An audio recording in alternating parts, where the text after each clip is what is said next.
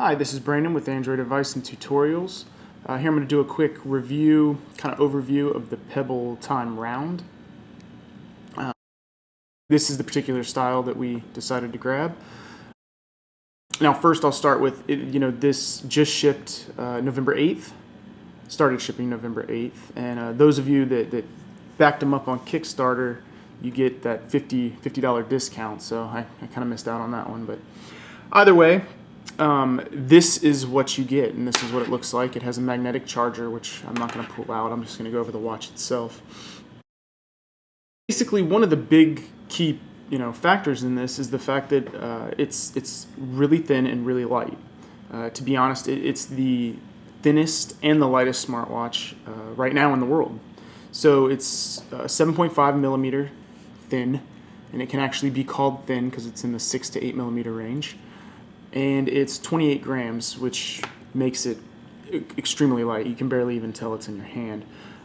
Now, while this one is the rose gold and the white, it also comes in several other colors. So it'll come in the black and silver as well.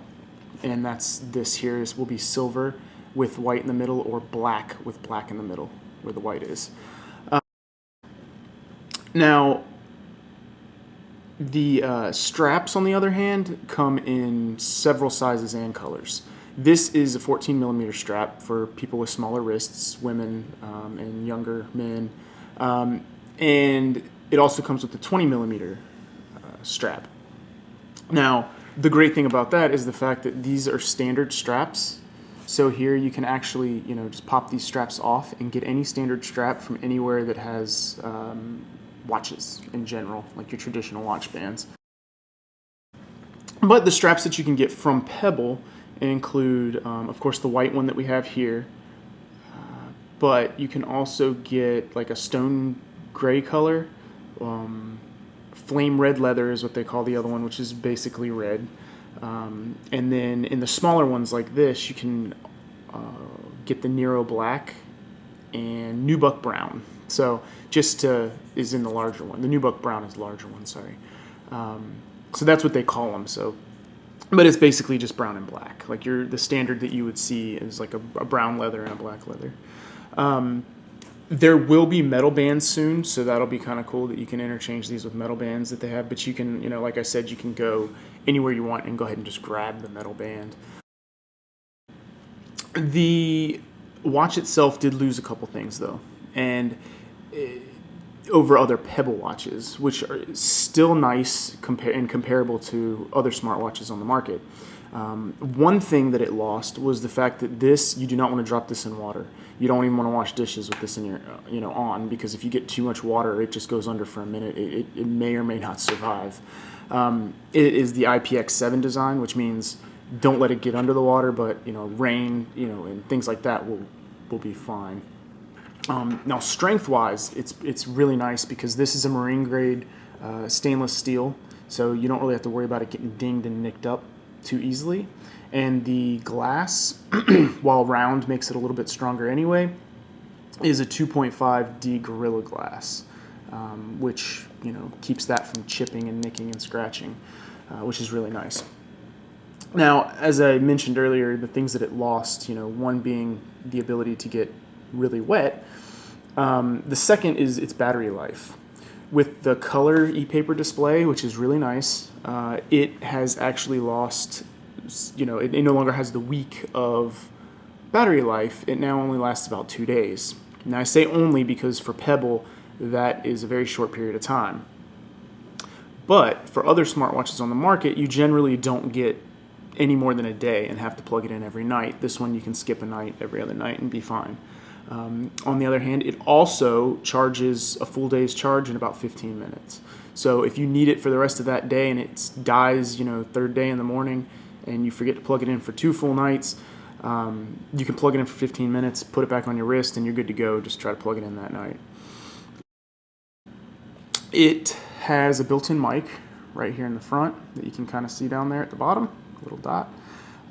For voice replies, which you can set within the app, which is really nice. You can have auto responses and voice replies. You can also just talk to it in general.